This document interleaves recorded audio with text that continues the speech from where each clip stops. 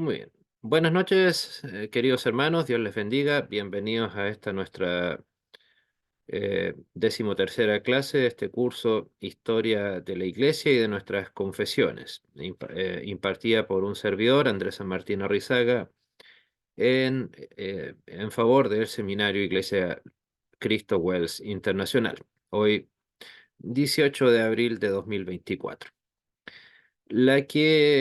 La temática que abordaremos en esta última clase es la que pueden ver ahí. El texto, el contenido resumido bastante, por supuesto, de la fórmula de Concordia, eh, que en efecto es el último de nuestros textos confesionales, que fue finalizado por el comité redactor en 1577. Y por el año en que pueden ver ahí, ya la reforma y el luteranismo ya estaba plenamente consolidado. O sea, en algunas partes luteranismo, en otras partes ya había llegado al calvinismo, la iglesia anglicana ya también se había instaurado en Londres, y había ya llegado el luteranismo a todo el norte de Europa.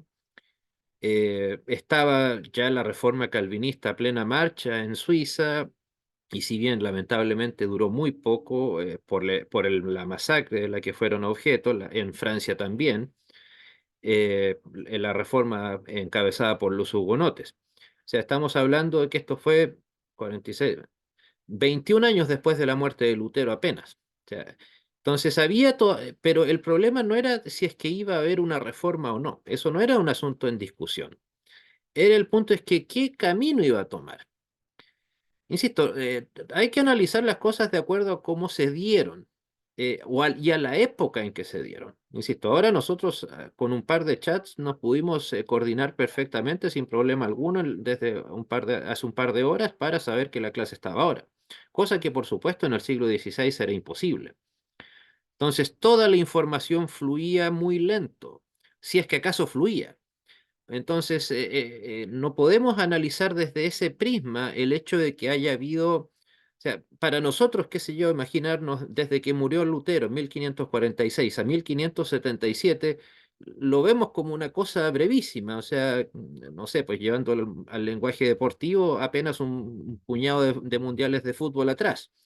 Pero piensen en lo que eran 21 años en el siglo XVI. O sea, estamos hablando de una época en donde la mayor parte de la población moría antes de los 35 años. O sea, ya el hecho de que Lutero haya muerto de causas naturales es verdaderamente un milagro, en el sentido literal del término. O sea, siendo alguien, de una zona no muy favorecida en lo social, sabiendo que más encima la Inquisición estaba encima suyo. Insisto, que la reforma y los reformadores en general hayan muerto de causas naturales, realmente, no podemos decirlo de otra manera, la mano de Dios actuando. Entonces, insisto, o sea, todavía las confesiones calvinistas todavía no estaban todas escritas, faltaban varias todavía, pero el calvinismo tuvo una expansión geográfica mucho más difusa que la luterana. Pero insisto, el punto es que cuando ya se redactó esta confesión y finalmente 3 años después enmarcó, digamos, el libro de Concordia en su totalidad, ya tenemos, insisto, a una reforma que había llegado para quedarse. Herejía, reforma, revolución, como le gusta llamar a los católicos, como quieran. Pero había llegado para quedarse. O sea, era para bien de algunos, mal de otros, pero ya evidentemente ni la influencia social, económica, ni siquiera la espada había podido ya derrotar a el nacimiento de la reforma. Insisto, al contrario, ya estaba cada vez más consolidada. Y entonces aquí es donde, insisto, lamentablemente comienzan a haber las divisiones dentro del liderazgo luterano, eh, que obviamente estando la figura de Lutero, era difícil que existieran, aunque Lutero, por cierto, no era un tirano como se nos trata de hacer creer a veces con su gente. Por ejemplo, no sé si lo mencioné con esas mismas palabras, pero La confesión de Augsburgo, o sea, nuestra confesión de fe por excelencia, la más importante, la más conocida de todas. ¿Quién la redactó? ¿Lutero? No, No, la redactó Philippe Melanchthon, un hereje, un apóstata. Y por cierto, esto, cualquier luterano confesional que sepa del tema está de acuerdo con esta opinión. De hecho, la palabra apóstata no se me ocurrió a mí. La, la, mm, Se la escuché por primera vez a nuestro querido profesor y pastor ya en retiro, Larry Schlomer padre, por cierto. ¿Cuál es lo importante en este caso? De que Lutero, si hubiera sido un déspota, un tirano, como se nos trata de hacer creer, tanto por católicos como por evangélicos, entonces, ¿cómo iba a permitir, así tan fácil, que la confesión de fe de su iglesia la redactara una tercera persona? O sea, eso significa que uno, Lutero, era un buen líder, tenía un liderazgo natural y por lo tanto sabía cuándo ese liderazgo significaba hacer un paso al costado. Y si estaba en el caso de Augsburgo la posibilidad de llegar a algún tipo de consenso con los católicos, lo más razonable, lo más natural era que Lutero, insisto, hiciera un paso a un costado. Y eso fue exactamente lo que hizo. Pero bueno, más allá de eso, en el luteranismo, ya con Lutero muerto, ya se había dividido tácitamente en los necios-luteranen, o los luteranos verdaderos, y los filipistas, que eran derechamente seguidores de Philip Melanchthon. De hecho, se les llama así hasta el día de hoy, por cierto. En realidad, esa versión licuada del luteranismo, eh, un luteranismo poco dogmático, lejano a la doctrina, o indiferente a la doctrina, que es el que lamentablemente se adueñó del mundo luterano, es precisamente el del mundo filipista. Y insisto, ya estaba aquí lamentablemente esta facción, y lamentablemente la facción que ganó fue en efecto la facción filipista. Entonces, ambas facciones alegaban ser herederas legítimas del legado de Lutero. Pero de todas maneras, no veo un aterrizaje lógico a que un filipista diga, nosotros seguimos el legado de Lutero. Si después de todo las doctrinas de Lutero no las mantuvieron ellos. Por ahí vamos a ver algo del tema de la predestinación. Hoy en día, el grueso de los protestantes creen que el luteranismo es en esencia libre albedrista. O sea, como que Lutero jamás hubiera hablado de la predestinación y que la predestinación fue un invento de Calvino. No, en no pocas ocasiones de nuestras confesiones, incluyendo la fórmula de concordia, así como en las obras de Lutero, literalmente Lutero escribió más sobre la predestinación y en contra del libre albedrío que Calvino mismo, al menos en cantidad. Tenían sus matices, por cierto, no estoy diciendo que hayan creído lo mismo, no, pero sí eran, sí, digamos, en cantidad, curiosamente, el que escribió más sobre el tema de la predestinación fue Lutero, no Calvino. Pero esa imagen de que Lutero o de los luteranos originalmente éramos prácticamente libre albedristas, se la tenemos que agradecer al apóstata de Philip Melanchthon. Entonces aquí, a todo este periodo de disputas teológicas internas, insisto, del luteranismo, pero no solo del luteranismo, sino del luteranismo alemán, se le llama el periodo del interín. O sea, básicamente entre la muerte de Lutero hasta la redacción de la fórmula de concordia. Y en efecto, se logró la concordia anhelada con el tiempo, pero lamentablemente la facción filipista se adueñó del luteranismo. Y que si bien eso ya no es parte de este curso, porque nos estaríamos dando un salto de unos 60, 70 años, pero ya a los 100 años de la muerte de Lutero, eh, prácticamente ya no quedaba rasgo alguno de un luteranismo verdadero, un luteranismo real, un luteranismo, digamos, con sustancia teológica, tristemente. O sea, llegó lo que se le llama la ortodoxia luterana, pero no en el sentido ortodoxia, digamos, de correcta doctrina, como nosotros tal vez lo hemos escuchado muchas veces, sino de ortodoxia, lo que se llama, o nosotros los teólogos llamamos la ortodoxia muerta. Ok, eran, qué sé yo, podía tener fabulosos teólogos, eruditos, pastores políglotas, que se sabían el libro de Concordia en alemán, en latín, al revés y al derecho, pero sin una vida espiritual en el riguroso sentido del término. Por lo tanto, pero el problema es que esas eran las personas que estaban dirigiendo nuestras iglesias.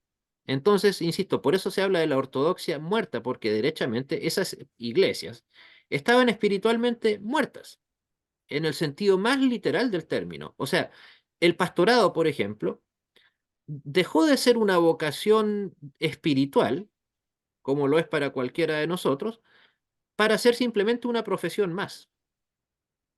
Por dar, insisto, o sea, usted decía, ok, quiero ser pastor, ya que no me resultó, no sé, no me gustó ser ingeniero, no me gustó ser abogado, bueno, voy a ser pastor.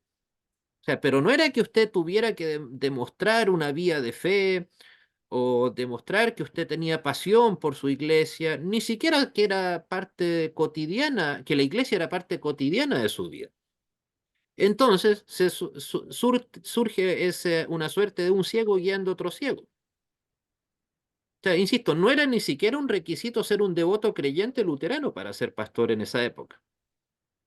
Y eso literalmente casi aniquiló al luteranismo alemán, de no ser porque surgió a buena hora el pietismo.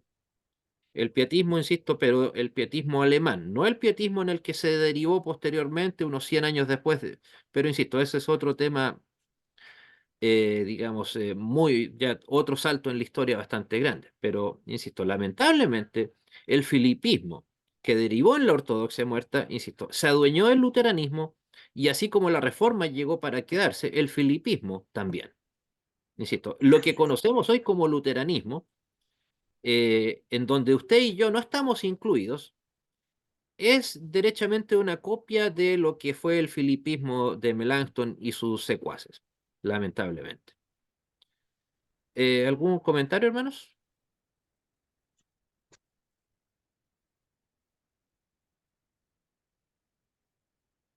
No, quizá más adelante cuando profundice eh, surja la... Pastor, yo sí tengo una pregunta, por favor. Dígame. ¿Cuál fue el último documento escrito por Lutero? El último, antes de su muerte. ¿Cuál fue?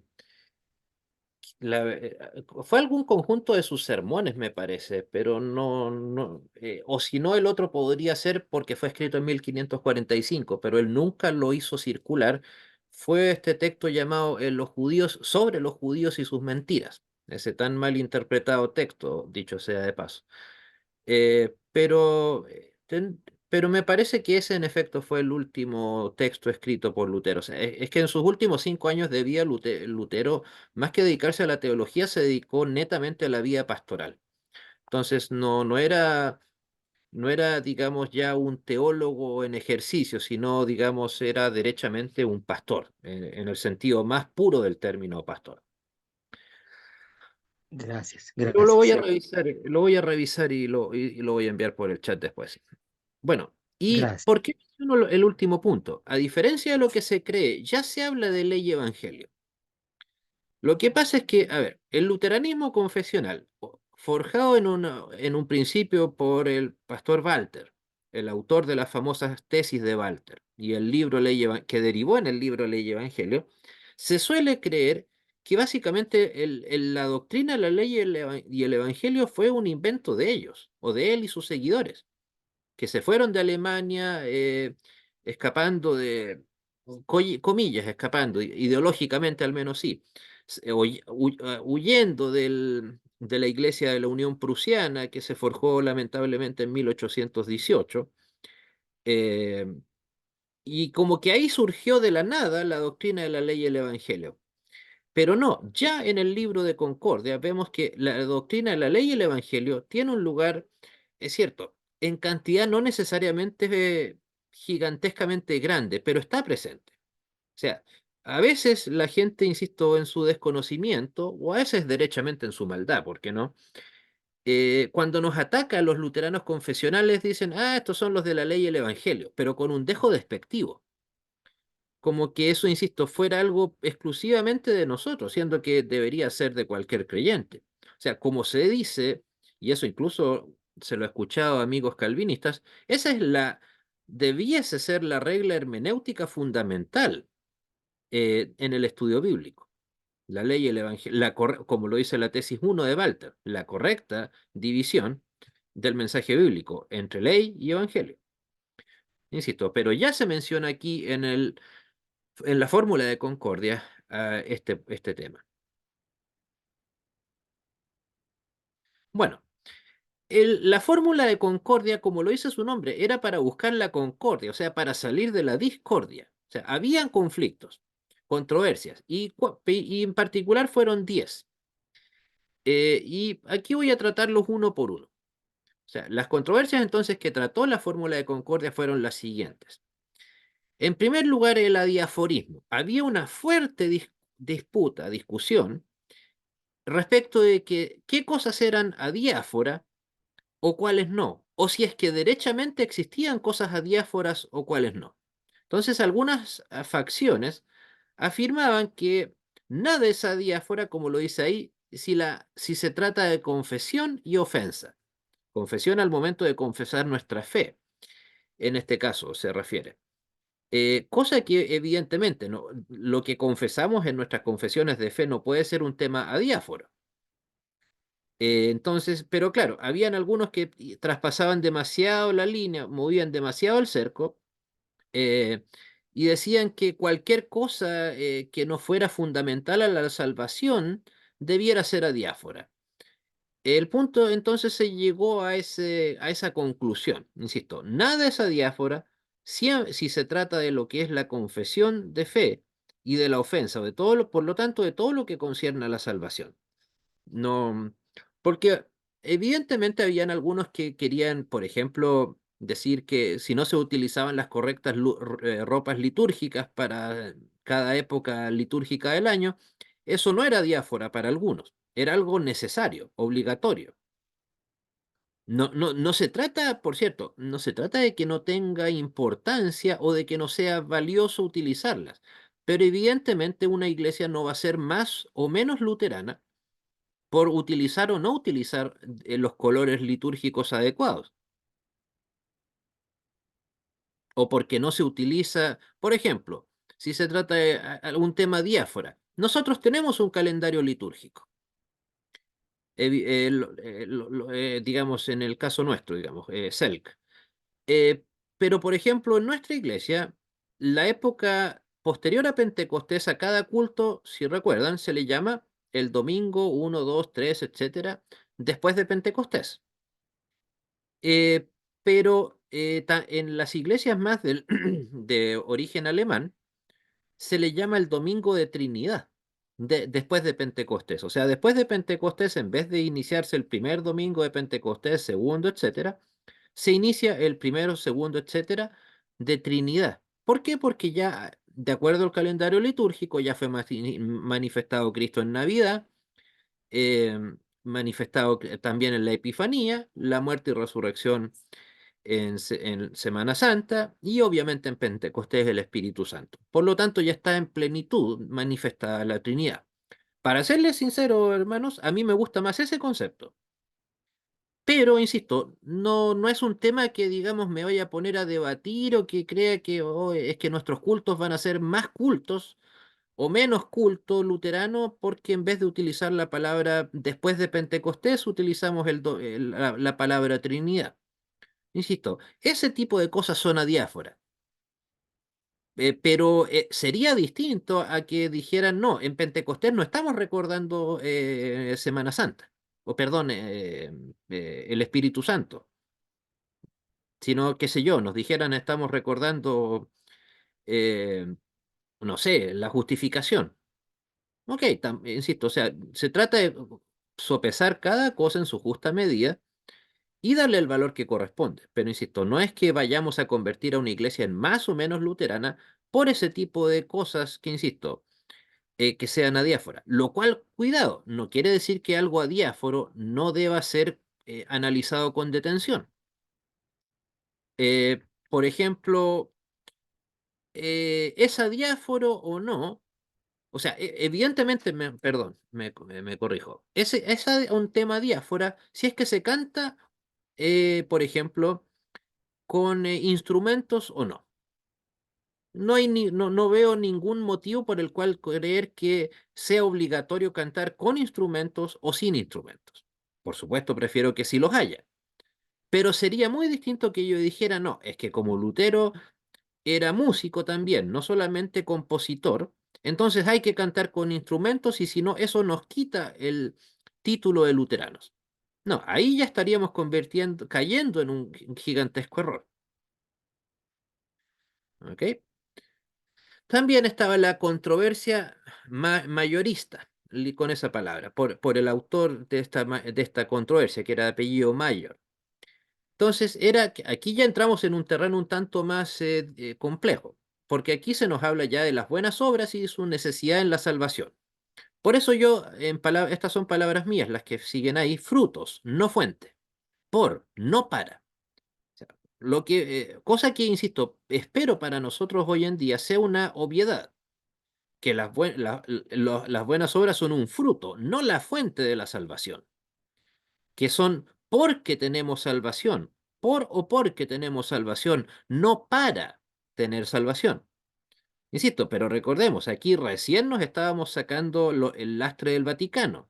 Por lo tanto, no era tan fácil decir, mirar a la historia, revisar nuestros libros y decir, ok, es que está todo, digamos, pulcro, perfecto. No.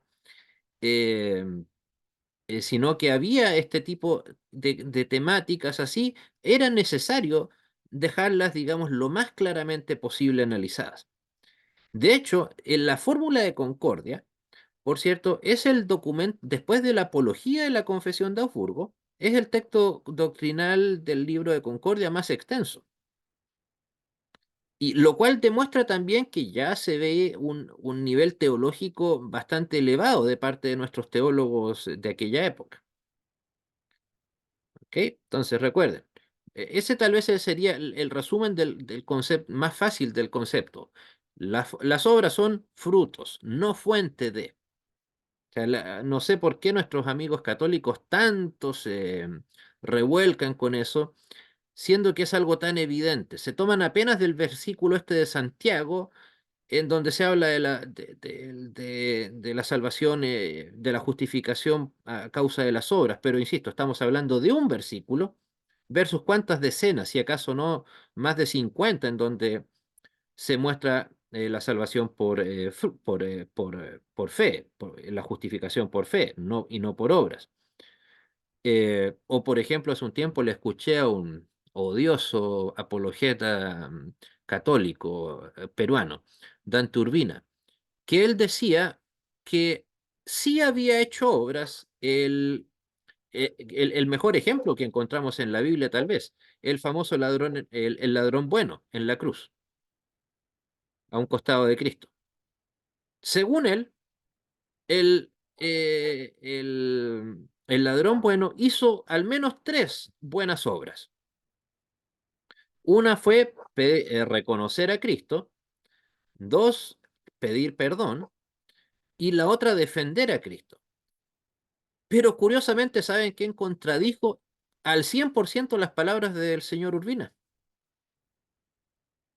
Alguien, porque la persona a la que estoy haciendo alusión ahora dijo la frase, este ladrón bueno, no sé exactamente la frase, no tenía obra buena alguna para entregar a Jesús. O sea, en otras palabras, todo lo contrario a lo que Urbina dijo. ¿Saben quién es esa persona? Bueno, no están obligados a saberlo. El Papa multicolor, Francisco. Para que vean ustedes que después de todo el Vaticano que se nos presenta como una iglesia tan unida, después de todo no está tan unida. No creen tanto lo mismo como ellos se tratan de autoengañar creyendo eso. Insisto, mientras tanto que este apologeta nos decía que al menos había hecho tres obras y que y más aún que esas obras le habían dado la salvación, el mismo Papa, creo que eso fue hace menos de un año, decía, comentó al respecto de eso, que el buen ladrón no tenía obra alguna para ofrecer a Cristo. Ok, bueno. Aquí también una un poco más complicada, que es la que en general, tal vez sin darle ese nombre, por cierto, pero en la práctica es así lo que sucede, es la que se adueñó del mundo protestante evangélico, excepto de luteranos y calvinistas, que es la controversia sinergista. La sinergia se da, recuerden, cuando dos cosas colaboran en favor de algo y en igual medida para obtener un beneficio. En este caso sería lo que afirmaba Melanchthon, afirmaba que el hombre coopera en su salvación. O por ejemplo, la tan famosa frase popularizada por el mundo protestante, yo decido seguir a Cristo. Ahí precisamente, ¿por qué yo estoy supuestamente decidiendo seguir a Cristo? ¿Por qué? Porque yo algo tengo que cooperar en mi salvación y al menos tomo la decisión de seguir a Cristo. O sea, entonces se produce lo que se llama una sinergia salvífica, o sea, en donde nosotros supuestamente, insisto, supuestamente, cooperamos para nuestra propia salvación. Insisto, lamentablemente estas son palabras de Melanchthon. Insisto, esto lo que ven ahí es lo que dijo Melanchthon, no es una interpretación mía. Por eso les decía que Melanchthon finalmente terminó siendo un apóstata. De ninguna manera podemos llamarlo un hermano en la fe, para nada, en lo más mínimo. Que haya redactado o haya sido el principal de de los redactores de la Confesión de Augsburgo no lo convierte en alguien que se haya mantenido en la fe luterana siempre, porque en efecto la abandonó. ¿Alguna pregunta, hermanos? Buenas noches, hermanos. Sí, profesor. Dígame. Mm, bueno, teniendo en cuenta el último ejemplo, ¿cuál sería un término o digamos un adjetivo adecuado para decir, para no decir querer, quiere, si usted quiere, o debe, que es peor, mm, digamos para decirle a alguien acepte su fe? No sé si estoy haciendo bien la pregunta, hermano. O sea, entiendo el punto. La verdad que es difícil encontrar una frase, por eso a veces yo incluso hasta trataría de hasta incluso omitirla. Pero, por ejemplo, a ver, cuenta la historia que por ahí por el 1790 aproximadamente, el señor William Wilberforce, un gran luchador en favor de la causa abolicionista en el Imperio Británico, luego de su conversión, alguien le preguntó si es que él había encontrado, o de hecho su mayordomo, perdón, su mayordomo, le preguntó que al ver su cambio como persona, de que se había convertido en un fuerte abolicionista basado en sus convicciones cristianas, y le preguntó, ¿encontró usted a Dios? Le pregunta, al parecer con gran timidez a Wilberforce, y la frase que le responde a Wilberforce, la verdad me pareció bastante buena, excelente de hecho. No, él me encontró a mí, él se acercó a mí. Por eso entonces, insisto, buscar una palabra exacta, yo diría más, a ver, no, aceptar, ven, que Cristo, mejor, más que provocar algo, yo diría, deseo que Cristo llegue a tu vida, porque ahí no estás haciendo ni un juicio de valor, ni tampoco estás dándote a ti mismo una, una supremacía o un poder que evidentemente usted o yo no tenemos. Yo diría que tal vez lo cambiaría por esa frase, o sea, anhelo que Cristo llegue a tu vida, que Dios toque tu vida, algo así. Pero, insisto, de ninguna manera utilizar la palabra decidir. No, eso, insisto. Esa, por cierto, que esa es una doctrina que tomó fuerza recién en el siglo XX con las iglesias de corte anabaptista en Estados Unidos, menonitas, bautistas, obviamente pentecostales, etcétera. Pero insisto, es difícil, yo insisto, hasta trataría de hacerle el quite a utilizar frases de ese tipo. Porque, insisto, en este tipo de cosas el vocabulario debe ser muy exacto y siempre va a ser muy, muy difícil encontrar un vocablo exacto que exprese correctamente, a plenitud, la esencia de lo que queremos decir. Sí, hermano, porque inclusive generalmente se cae en obras, pues, y a veces es mejor callar. Bueno, muchas gracias por su respuesta. Sí, o sea, en efecto, buena acotación. O sea, porque, ok, imagínense, nosotros protestantes, evangélicos, pentecostales, y que de una u otra manera, en mayor o menor grado, todos dicen creer en la justificación por fe, no por obras. Y resulta que lo primero que nos dice esta gente es, decide por seguir a Cristo. ¿Qué es decidir si no precisamente una obra? Es más, recordemos, la salvación no es por fe. La salvación es ¿por qué? Por gracia. Gracias. Por gracia que se manifiesta en la fe, pero la fe sigue siendo una obra. Entonces, recordemos, cuidado cuando afirmamos tan fácilmente somos salvos por fe, porque eso no es lo que nos hace salvos, es simplemente lo que manifiesta la fe que ya hay en nosotros a causa, con motivo de la gracia. Bueno, la otra controversia es la controversia flashiana, por un tal Flacius. Casi todas estas tienen que ver con la persona que les dio nombre a esta controversia, que es muy parecida a la sinergista. Aquí, aquí también tiene bastantes tintes filosóficos, que es muy difícil, para serle franco, diferenciar. Pero aquí se nos habla de que el pecado original es parte esencial de la naturaleza humana y no accidental.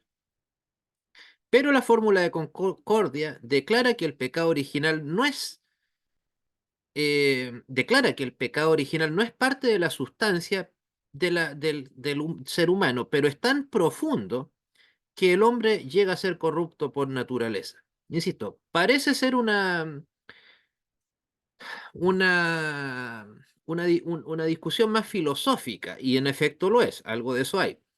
Pero el punto, insisto, central es que la corrupción que ha traído el pecado a nosotros es tan fuerte que, si bien no cambia nuestra esencia, pero la hace inutilizable, por decirlo de alguna manera. O sea, como que tenemos libertad, pero nuestra esencia quedó tan corrompida que no tenemos la capacidad de hacer uso de esa libertad. Insisto, es bastante difícil de explicar, para serle franco. Por eso simplemente prefiero aquí eh, describir, insisto, quedémonos con esa última parte. La fórmula de concordia declara que el pecado original no es parte de la sustancia del ser humano, pero es tan profunda que el hombre es corrupto por naturaleza. Pero esto, por cierto, tal vez para nosotros no es tanto una controversia, pero sí lo es si lo analizamos con buena parte del mundo protestante o evangélico principalmente, ni hablar pentecostal. ¿Por qué? Porque para ellos no hay pecado original. Recordemos que en ese sentido, nuestros amigos calvinistas, en efecto, también niegan o sea, perdón, niegan el libre albedrío, también afirman que existe un pecado original. Son las iglesias de corte wesleyano, bautista, pentecostal, etcétera, y las que de ahí derivan, los que creen que no hay pecado original. En ese sentido, digamos, en ese aspecto tal vez los luteranos tan solos no estamos, pero eh, la diferencia es que nosotros creemos que, a pesar de una vez llegada la conversión, la naturaleza y la sustancia nuestra no cambia, sino que las buenas obras son una nueva manifestación de la gracia de Cristo en cada ocasión que esa buena obra se lleva a cabo.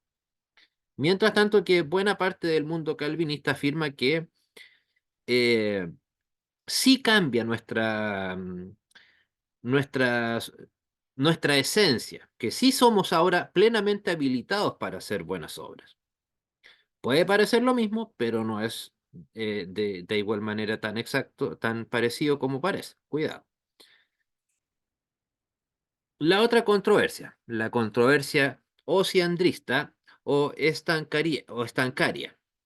¿Por qué? Porque el teólogo Osiander negaba la justificación forense, o sea, que somos declarados, no hechos. Entonces, la fórmula de concordia declara que Cristo es nuestra justicia según sus dos naturalezas.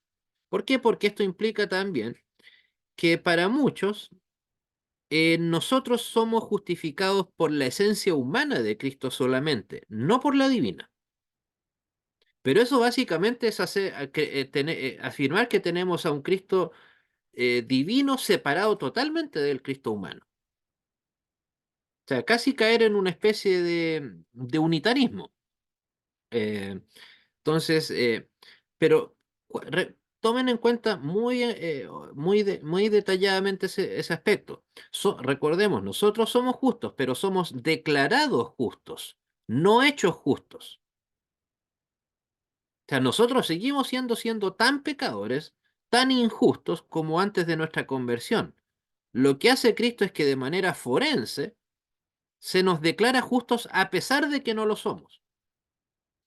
Esa es nuestra diferencia con el catolicismo romano, que ellos creen que somos hechos justos, que desaparece, llamémoslo así, el pecado, desaparece la capacidad o quedamos ahora habilitados para toda buena obra.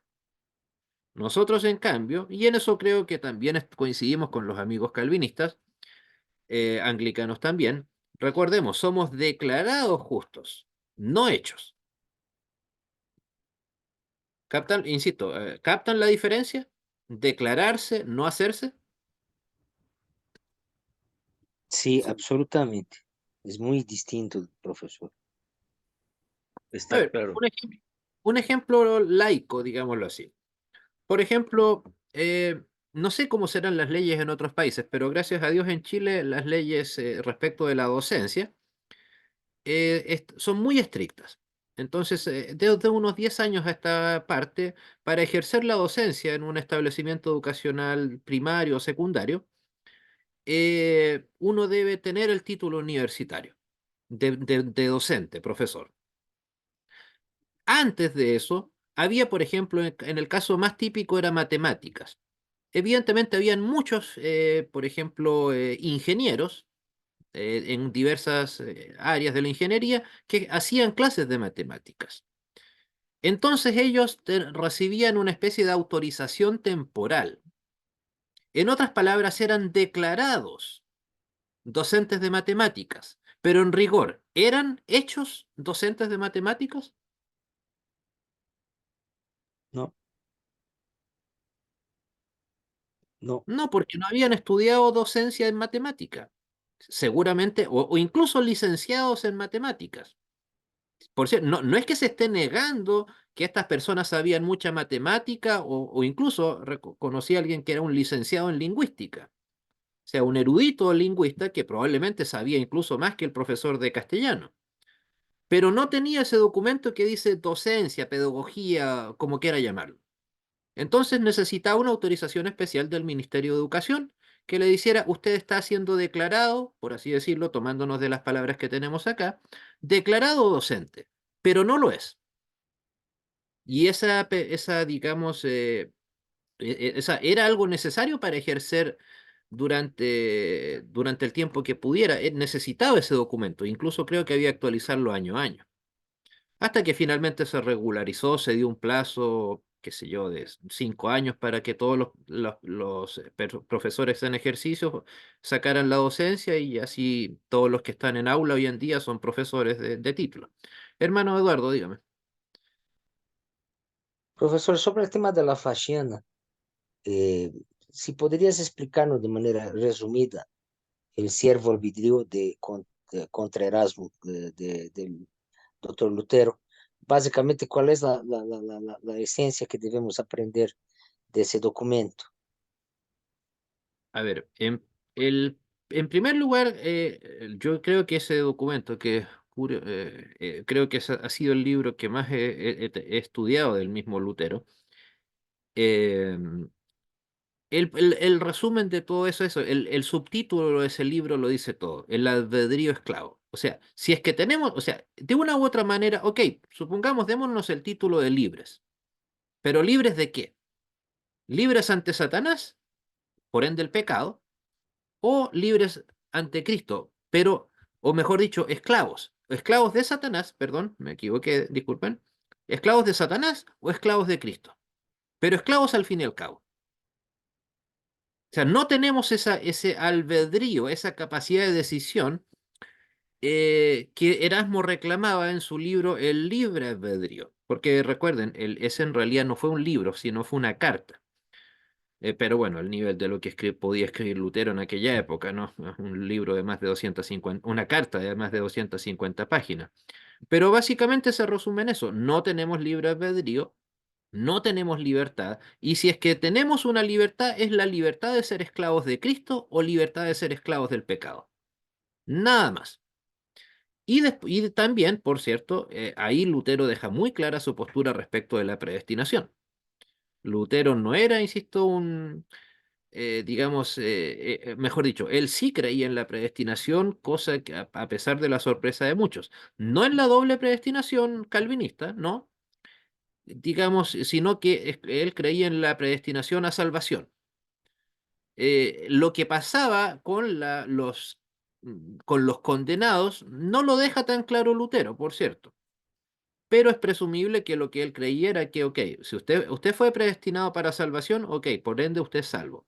¿Qué pasa si usted fue condenado?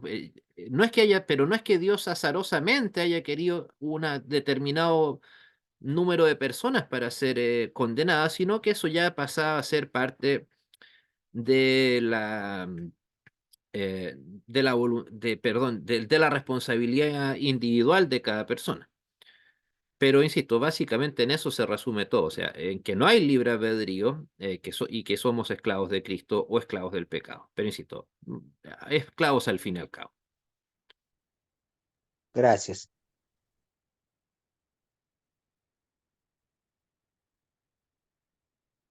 Ok. Aquí también una que bastante nos puede servir hoy en día y que tal vez la encontramos bastante cerca, sí, tal vez, insisto, tal vez sin darnos cuenta, o que la gente, que nuestros detractores no se dan cuenta, que es la controversia antinomista. La palabra antinomista viene de la unión de dos palabras latinas.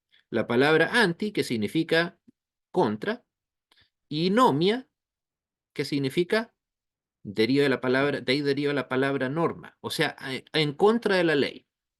Aquí aparece un teólogo que también era muy erudito, que también otro de los tantos traidores a Lutero, un tal Johannes Agrícola, que insistía en que el arrepentimiento es solamente obra del Evangelio y que en razón de eso la ley no tenía una función esencial en la vida del creyente. En cambio, la fórmula de Concordia nos dice que la ley y el Evangelio son igualmente necesarios. ¿Captan aquí la herejía que está enseñando el señor Agrícola? O sea, la ley no tiene función esencial en la vida del creyente. O es más, ni siquiera esencial, no tiene función alguna. ¿Captan la herejía que está enseñando aquí Agrícola?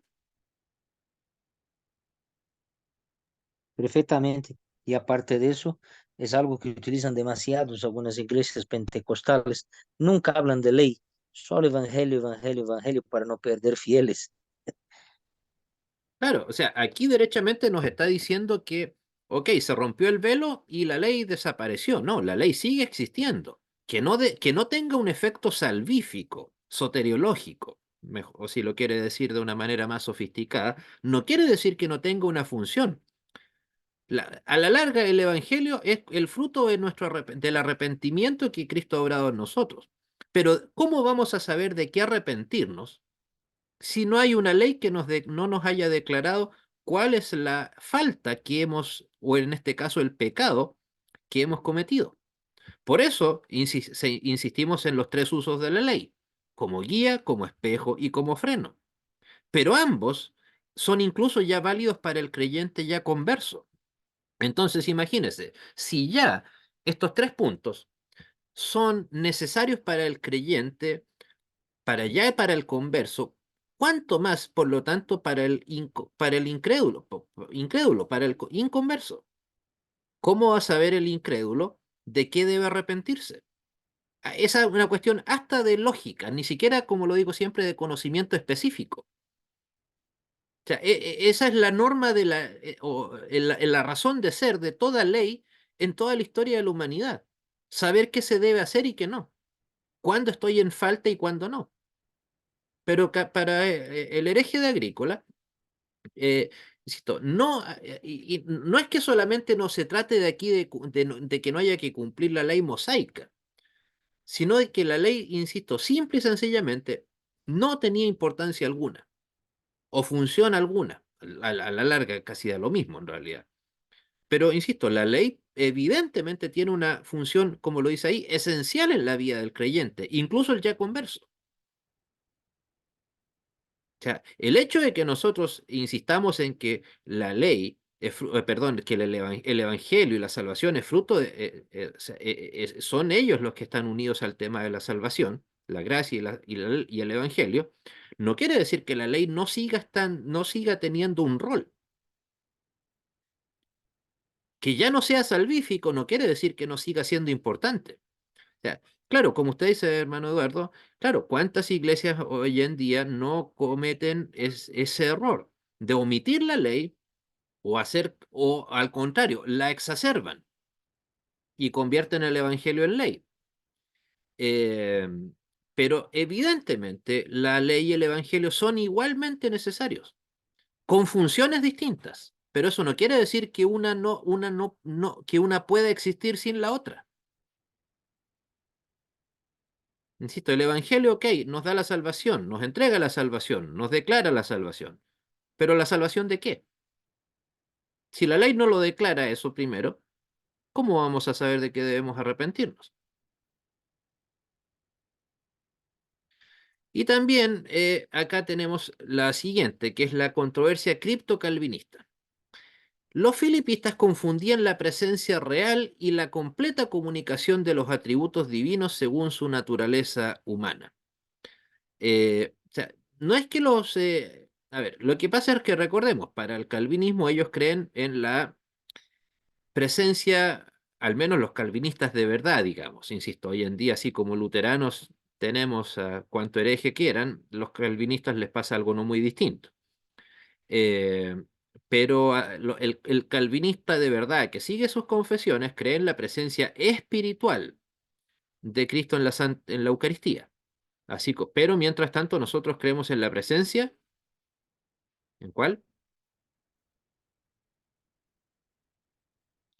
Real, no espiritual. Eh, por lo tanto, ese ya es un punto. Y la completa comunicación de los atributos divinos según su naturaleza humana, en el caso de Cristo. O sea, que Cristo tuvo plenamente en su naturaleza humana sus atributos divinos. Probablemente esto, no estoy diciendo que los calvinistas no crean esto hoy, por cierto, sino que probablemente en la época de esta polémica, eh, habían sectores calvinistas que creían que solamente Cristo mantuvo en su naturaleza divina los atributos divinos que él tenía y no en la humana. Pero insisto, eso no lo podría decir con plena certeza. Pero en efecto, de que sucedía en algunos casos, sí, lo sucedía. Pero, insisto, un buen calvinista hoy, un buen luterano hoy, eh, acepta que los atributos divinos de Cristo son tanto parte de la naturaleza humana como de la divina, de Cristo hombre, del Cristo encarnado. Insisto, todos estos puntos, por cierto, pueden resultar bastante obvios para nosotros, pero estamos hablando de una época en donde la gente lo que más quería era certezas plenas, no dudas. Y por lo tanto, a veces cosas que para nosotros resultan obvias, para aquella época era necesaria dejarlas claro o mejor dicho, que no hubiese duda respecto de ellas. Porque si no, insisto, era tan débil esta época en donde, o sea, el mejor ejemplo tal vez es el del antinomismo, de Agrícola. Partió siendo un devoto luterano que creía tal cual como lo había creído Lutero y la mayoría de nuestras confesiones, pero por enfatizar, entre comillas, demasiado el Evangelio, dejó totalmente de lado la ley.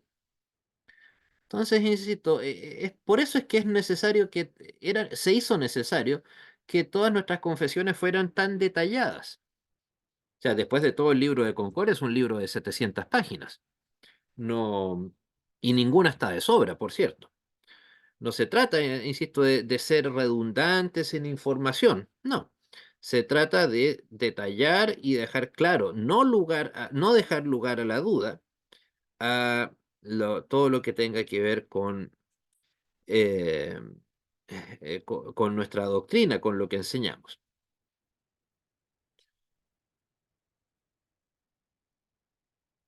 Bueno, Tengo una también pregunta. está. Sí, dígame,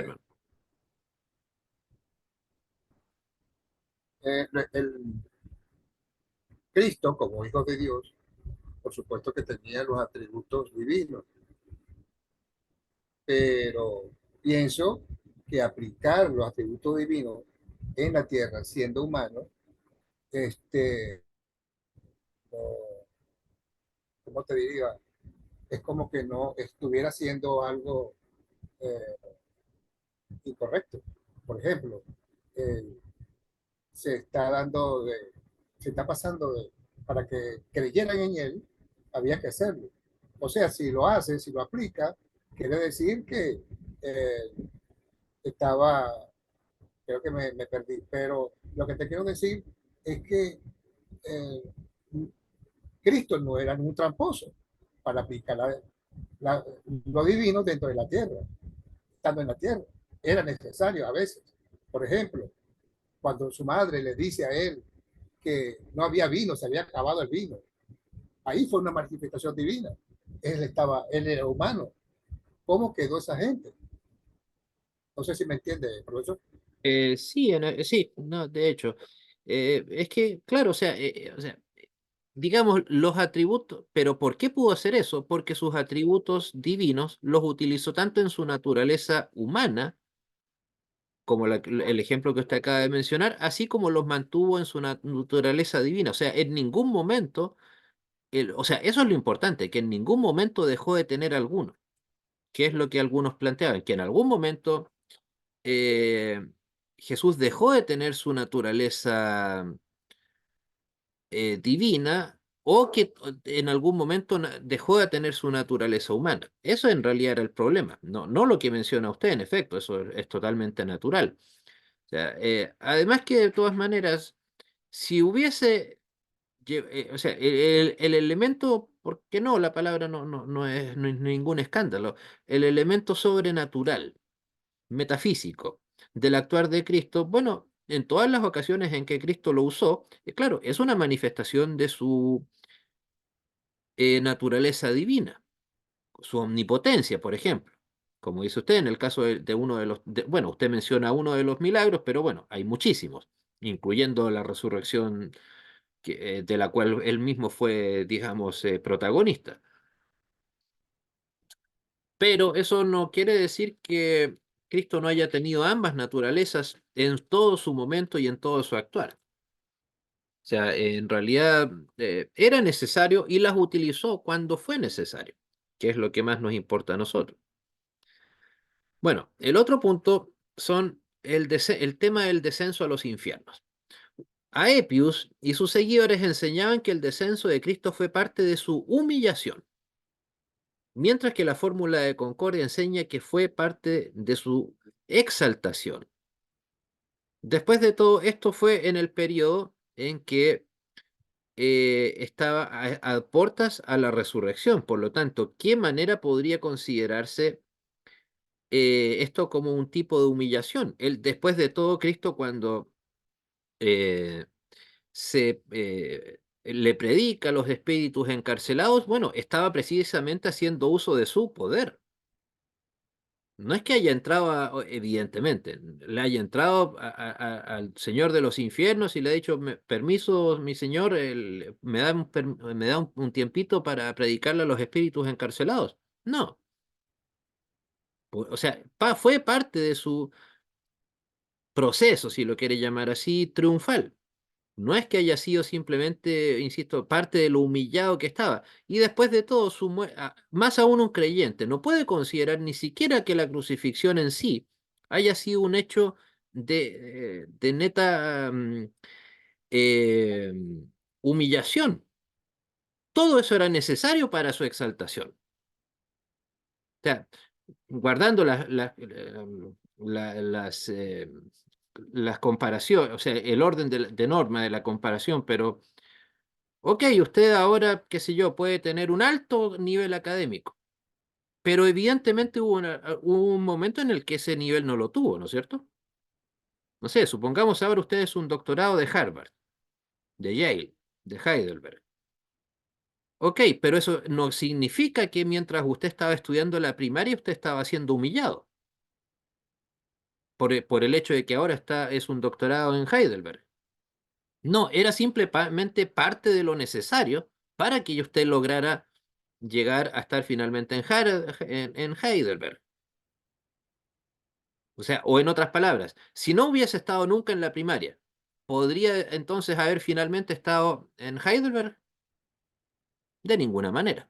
Al menos en este caso, o al menos el Cristo que usted y yo conocemos, necesitaba, como parte de su presentación triunfal, el haber pasado por en los infiernos. No, por lo tanto, no es parte de su humillación, sino de su exaltación. Bueno, el otro también punto que precisamente aquí se daba gracias a la influencia de Melanchthon es el tema de la predestinación, muy mal entendida. Que Dios predestina en este caso para salvación. Quien se pierde, por lo tanto, o quien va a perdición, es por su propia culpa. Y nuevamente se desecha el libre albedrío. Lo que pasa es que derechamente Melanchthon era libre albedrista, era un humanista. No, no era, digamos, o sea, tal vez cuando Lutero aún vivía todavía como que le quedaban algunos atisbos de, de luteranos, por así decirlo, pero ya con el tiempo se desató, llamémoslo así, y insisto, se convirtió derechamente en un humanista y en un libre albedrista. Por eso, insisto, hasta el día de hoy está la confusión por ignorancia tal vez incluso, de que los luteranos somos libre albedristas y que no creemos o no debiéramos creer en la predestinación. Nosotros, claro que sí, creemos en la predestinación, a la luz de nuestras confesiones y de las obras de Lutero. Lo que no compartimos con nuestros amigos calvinistas es la doble predestinación. O sea, que Dios predestina tanto para salvación como para perdición. No, nosotros creemos que Dios predestina para salvación. Pero eso no quiere decir, digamos, que seamos libre-albedristas, como lamentablemente lo terminó siendo Melanchthon.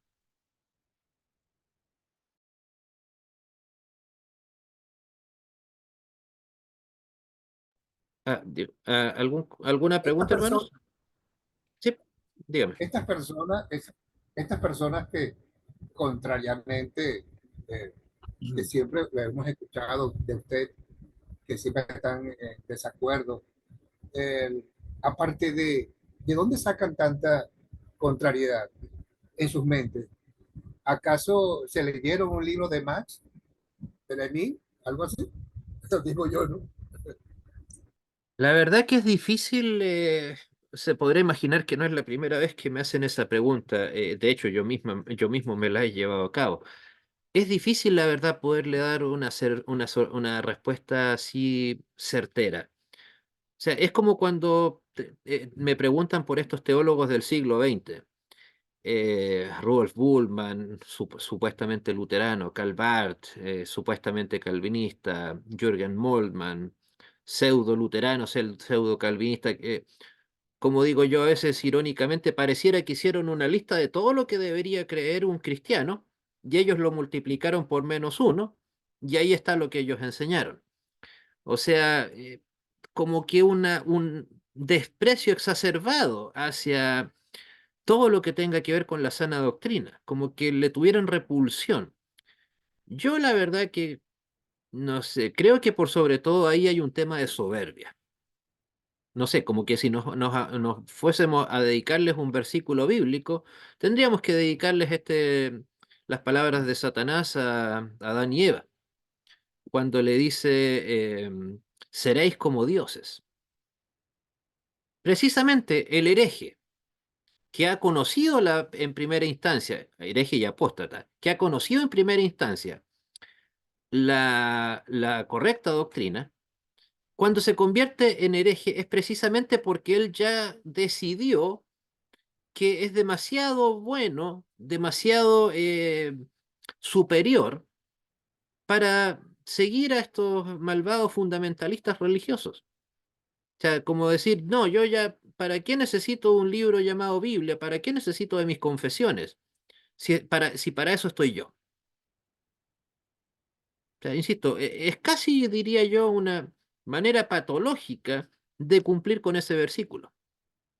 Y seréis como dioses. O sea, esta gente en la práctica eso es lo que está haciendo. O sea, piensen en todos estos teólogos herejes. Casi al unísono niegan la resurrección corporal de Cristo. En otras palabras, están diciendo, no, la Biblia miente. Nos están diciendo que la Biblia miente. Y la Biblia es palabra de Dios, por lo tanto, ellos están diciendo que están por sobre la palabra de Dios. En otras palabras, seréis como dioses. Insisto, eso sería como la única explicación medianamente plausible que le podría encontrar. O sea, una vanidad exacerbada, una egolatría gigantesca. Eh, a razón, pero claro, o sea, yo creo que hasta da para precisamente para una tesis psicológica, eh, a un fenómeno lamentablemente que no es la excepción, sino lamentablemente es la norma. Insisto, O tal, cuidado o ahí, tal- o tal vez perdón. para llamar la atención, para ser popular, qué sé yo, algún fin Eh, tiene. hoy en día sí, porque hoy en día, claro, por ejemplo, si usted va a una universidad alemana y dice que quiere, o sea, que usted pertenece a la Iglesia Luterana Confesional, allá con nuestro pastor Michael Herbst, o nuestro pastor Holger Weiss, etcétera, ellos no les van a permitir estudiar en una universidad alemana. Así de simple. No, pero ¿cómo estos fanáticos religiosos luteranos confesionales van a entrar a nuestras universidades, o al menos al área de teología? No, de ninguna manera. ¿Por qué? Porque, insisto, eso de creer en la resurrección corporal de Cristo, creer en los milagros, eso es para niños, no para altos académicos. Entonces, hoy en día, en efecto, es un buen negocio, pero la pregunta para mí apuntaría más a los orígenes de cuando estas herejías partieron. Primero partimos con Albert Schweitzer, el famoso supuesto misionero, pero lo único que anduvo predicando fue herejía, allá en África, que comenzó con la llamada búsqueda del Jesús histórico.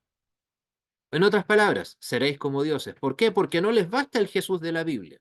Necesitaban encontrar a un Jesús histórico, que vaya más allá de lo que las palabras bíblicas nos dicen.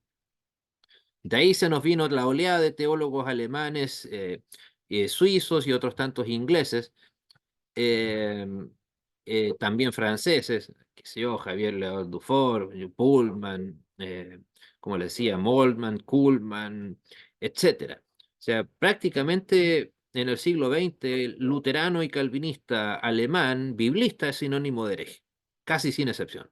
O el otro también, el famoso Bonhoeffer, que claro, mucha gente le lava su imagen porque fue ejecutado por los nazis, pero insisto, como lo he dicho muchas veces, el hecho de que haya sido ejecutado por los nazis, me refiero a Dietrich Bonhoeffer, nos dice simplemente que este hombre no era nazi, no que haya sido un hombre de doctrina, de sana doctrina, para nada, en lo más mínimo. Y así la lista podría continuar. Insisto, la verdad que creo que hay una cuestión mucho de arrogancia, de soberbia, de creerme demasiado yo, muy superior como para estar a la altura de todos estos fundamentalistas religiosos que que están metidos. Digamos, esa es como en el fondo la mentalidad que tenían ellos. Hoy en día, como esto ya se adueñó de los seminarios, facultades de teología, iglesias de alcance mundial, ya es un muy buen negocio. Al contrario. O sea, la Federación Luterana Mundial, ¿viera usted la cantidad de millones de dólares que mueve año a año en financiar estudiantes herejes en todo el mundo? O sea, hoy en día, en la iglesia alemana de la que yo mismo fui parte, era cosa de firmar un documento y yo me iba a estudiar a Leipzig, sin problema alguno. Leipzig, o sea, una de las universidades, y era una beca tan fabulosa, le diré, que usted, o mejor dicho, en este caso, un servidor, me iba a instalar, incluso junto con mi esposa, en marzo y comenzaba mis estudios en agosto. ¿Para qué? Para que tuviera tiempo para adaptarme a la cultura alemana, aprendiera bien el idioma y, y además encima pago de los estudios y pago de todo lo necesario para vivir allá en Leipzig. Insisto, eso es una práctica bastante cotidiana hasta el día de hoy, que lamentablemente en iglesias evangélicas tradicionales no la repliquen. Eso es algo bastante lamentable, pero en este caso, como le digo, lamentablemente esta gente, estos herejes, saben cómo difundir su fe y lo han hecho, o desfe, no sé cómo llamarlo, la verdad, y lo han hecho con gran eh, eh, éxito, tristemente. Bueno, y finalmente, el artículo 12 no habla sobre puntos propiamente tales, pero sí trata de algunas sectas de aquella época y sus respectivos errores doctrinales. En primer lugar, los que estaban más de moda eran los anabaptistas. No confundir con los nunca bien ponderados bautistas, pero porque incluso los bautistas modernos, eh, siglo XX en adelante, reniegan haber sido herederos de la tradición anabaptista. Los anabaptistas, recordemos, en un principio fueron revolucionarios que no adhirieron a la reforma luterana ni a la calvinista y que ellos armaron su propia revolución, pero una revolución armada. O sea, ellos no querían una reforma de la iglesia, ellos querían una reforma, digamos, una instauración de la nueva fe, pero a través de las armas. Y iniciaron una revolución bastante sangrienta. O sea, Lutero, por cierto, fue un devoto, un férreo, ¿cómo decirlo? Un férreo opositor a los anabaptistas, que por cierto no eran particularmente personas de sana doctrina. La mayor parte de los anabaptistas de aquella época, lo único que los unía era el hecho de que negaban el bautismo católico y que solamente aceptaban el bautismo de adultos. Pero, por ejemplo, la mayor parte de ellos eran arrianos, no creían en la Trinidad. Entonces, no eran gente, digamos, tan doctrinalmente muy pulcros, digamos. Entonces, era más un movimiento que una iglesia. Pero a diferencia de nosotros, que le reconocemos validez empírica, o no empírica, perdón, inherente al bautismo, a cualquier bautismo, que sea llevado a cabo en el nombre del Padre, el Hijo y el Espíritu Santo y en agua, los anabaptistas no. Para ellos, el hecho de que por ejemplo, incluso hasta los bautistas hasta el día de hoy, un bautismo llevado a cabo por cualquiera de nuestros pastores, o de nosotros mismos, por el hecho de haber sido por aspersión, perdón, y a un infante, eso le quita toda legitimidad a un bautismo a los ojos de una iglesia bautista. Curiosamente, nosotros no hacemos lo mismo, pese a que nosotros consideramos que el bautismo es un sacramento, mientras que para los anabaptistas, desde del siglo XVI hasta los bautistas del siglo XXI, creen que es simplemente una ordenanza. Curioso. También está el grupo de los, difícil de mencionar, los Schenkefeldianos, que también eran un grupo también herético, que también llamaban a la revolución más que a la iglesia. También los nuevos arrianos, que eran la versión, comillas, pseudo-luterana o personas que por un lado decían, qué sé yo, creer en la salvación por gracia, que no creían en Roma, en el Vaticano, etcétera, pero lamentablemente creían en que Cristo era un ser creado.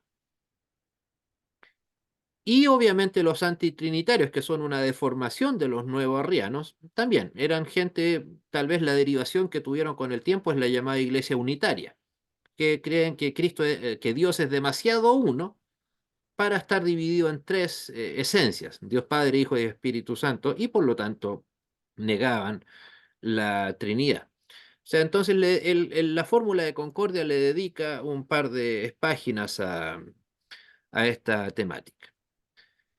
Bueno, siendo así, la fórmula de Concordia terminó de darle forma definitiva a nuestro cuerpo doctrinal de manera sistemática. Todos los puntos que menciona ahí son sistemáticos, o fueron sistemáticos, o sistematizados, ordenados, punto a punto, con un orden lógico. Y también lo hicieron lo que más se debería esperar de una confesión de fe, y es que deje claro quiénes están con nosotros y quiénes no lo están.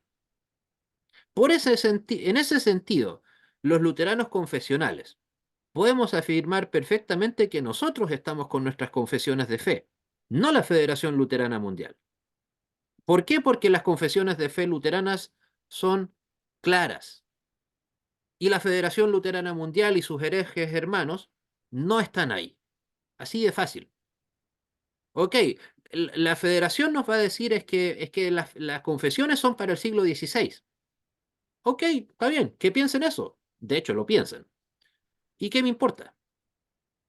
Eso es problema de ustedes, revuélquense en su propia mugre. Pero, ok, yo me quedo en el siglo XVI con Lutero. Usted quédese en el siglo XX con Bultmann. Ok, veamos quién gana. Así es fácil. Pero al menos no se nos puede acusar a nosotros de que estamos en contra de nuestras confesiones. O sea, piensen en que con esto incluso le hacemos, o ellos le hacen un flaco favor a los, comillas, apologistas protestantes. Y al contrario, le dan la razón al Vaticano. ¿Por qué? Porque lo que más se critica por parte del mundo católico romano anti-evangélico es lo cambiantes que son los evangélicos. Pero curiosamente, en un punto en el que los protestantes no hemos cambiado, es en nuestras confesiones. Los luteranos no hemos cambiado una coma de nuestras confesiones desde 1580 en adelante. En cambio, el cuerpo doctrinal católico, ¿cuándo fue modificado por última vez? 1965, Concilio Vaticano II. Muchos de los grandes dogmas que hoy en día más nos distancian del Vaticano surgieron en el siglo XIX. La infalibilidad papal, la Inmaculada Concepción de María, la Asunción de María, son todos del siglo XIX. O sea, se demoraron 1700 años en darse cuenta que María había ascendido a los cielos, o que el Papa era infalible, pese a que supuestamente partieron con Pedro. Pero insisto, esa curiosamente no pasa en el mundo protestante, cualquiera. Nuestras confesiones, como ya lo sabemos, 1580. Las confesiones calvinistas de fe, algunas son del 1500, otras son del 1600. Pero todas se han mantenido inalteradas hasta el día de hoy. O sea, un calvinista, como lamentablemente lo son la mayoría, que no adhiere plenamente a las confesiones de fe calvinistas, es un apóstata de sus confesiones. No es que esté cumpliendo con sus confesiones, sino que está yendo en contra de ellas. O incluso los bautistas, su confesión de fe, Confesión Bautista de Fe, la segunda Confesión Bautista de Fe de Londres de 1569. Ok, muchos no están de acuerdo con lo que dicen esas confesiones, pero bueno, ya ok, culpen a la modernidad, a la dialéctica, lo que quieran, pero no digan que es que nosotros, o no se nos puede acusar a nosotros, de que nos movimos de la línea confesional. Que ellos, digamos, ya sean los neoluteranos, los neocalvinistas, los neobautistas, etcétera, neoanglicanos, también, por cierto, los 39 artículos anglicanos, el libro común de oración, también inalterado desde que fue redactado. O sea, curiosamente, el Vaticano ha cambiado más sus doctrinas que las iglesias protestantes, cualquiera, desde que se iniciaron. Insisto, que la gente cambie es un tema muy distinto. Pero, insisto, no olvidar eso, o sea, no se nos puede al menos acusar a nosotros de que nos apartamos de nuestras confesiones. Por eso no está de sobra el título Luteranos Confesionales, que adherimos o mantenemos nuestra adhesión a las confesiones de fe luteranas. Evidentemente tenemos nuestras diferencias con el Concilio Luterano Internacional, que su sínodo más representativo, recordemos, es Missouri. Pero nuestro tema con ellos no pasa, como lo dejé claro en alguna clase, por el tema de nuestras confesiones, sino por el concepto eclesiológico, que, insisto, es un tema bastante secundario comparado con todas las herejías que evidentemente acepta de buena gana la Federación Luterana Mundial. Entonces, por cierto, una aclaración.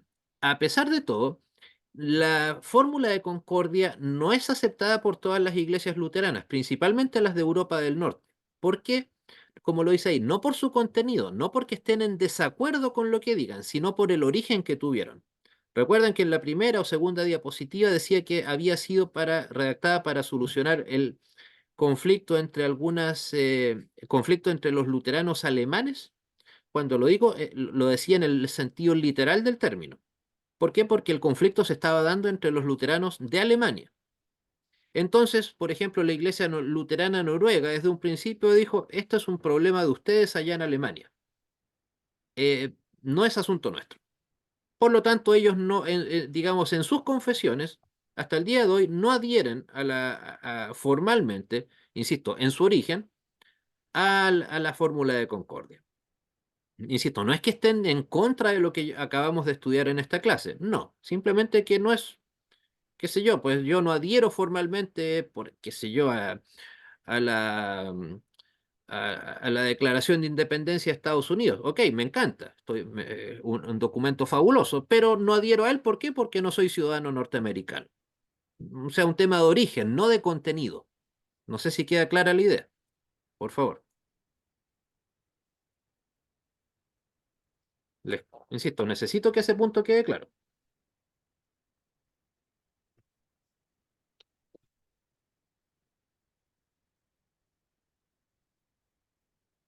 O sea, insisto, es un tema de origen, no de contenido.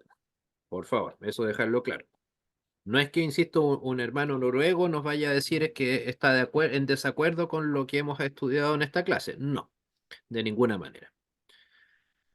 Y bueno, le entregó también una estabilidad definitiva a las confesiones luteranas hasta el día de hoy. O sea, no es una coincidencia que por algo se terminó de redactar la fórmula de concordia y con esto 3 años después ya estaba redactado de manera definitiva el libro de concordia.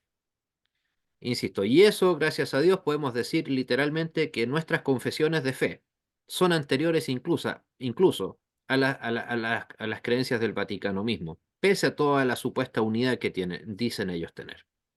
Unidad que, por supuesto, tienen personas como nosotros, en mayor o menor grado, mayor o menor antigüedad, da igual, como luteranos confesionales, estamos no solo llamados, sino también tenemos la sana obligación, el sano deber de hacer honor al nombre de nuestra iglesia y mantener nuestras confesiones, pero no solamente el contenido de nuestras confesiones, sino nuestra adhesión a ellas, tan inalteradas como el texto que nosotros decimos seguir. Labor para la cual, por supuesto, estamos nosotros llamados aquí a fortalecer. Muchas gracias, Dios les bendiga. Con esto queda terminada la parte expositiva tanto de esta clase como de este curso, así que no sé si ahora tienen alguna pregunta, algún comentario. No, hermano, realmente bendecidos con estas clases. Gloria a Dios por su presencia y ojalá más adelante tengamos la oportunidad nuevamente de compartir con usted y disfrutar de sus conocimientos. Bendiciones. Gracias, hermano. Gracias, pastor. Nada. Espero que tengamos otro contacto por allí, ya que este grupo ya va a finalizar y estaremos viendo por otro canal. Gracias por todo lo dado, lo impartido. De verdad que siempre he dicho que fue un honor haber estudiado con usted, haber compartido con el mejor teólogo, y lo tiene Chile. ¿Qué tal? Así es. Gracias, Profesor, hermano. agradecer de la misma. Que Dios le bendiga. Sinceramente, de mi parte fue muy provechoso. Es más, mismo pese al cansancio del trabajo, las clases me resultaron muy interesantes porque el tema de la historia nos aclara profundamente nuestra confesión de fe y que me queda claro realmente la necesidad de estudiar mucho más y mantener en alta la lectura sobre todos los temas. Que Dios los bendiga eternamente y gracias por lo que has hecho por nosotros como herramienta en las manos de Dios. Un gran abrazo, profesor. Buenas noches. Gracias, hermano. Igualmente a usted. Bueno, hermanos, ha sido para mí también un agrado. Espero haberle sido en algún grado de ayuda y, por qué no, de bendición. Y cualquier cosa, como siempre, ustedes ya saben, acá en Temuco, Chile, un servidor. Cualquier cosa, estoy atento a sus comentarios y recuérdenme entonces lo que quedamos respecto de las diapositivas, por favor, para irlas enviando probablemente durante el día de mañana. Y la clase la voy a subir a internet dentro del resto de la noche. Que Dios le bendiga, un agrado, muchas gracias, nos vemos en otra oportunidad. Bendiciones. Gracias. Bendiciones.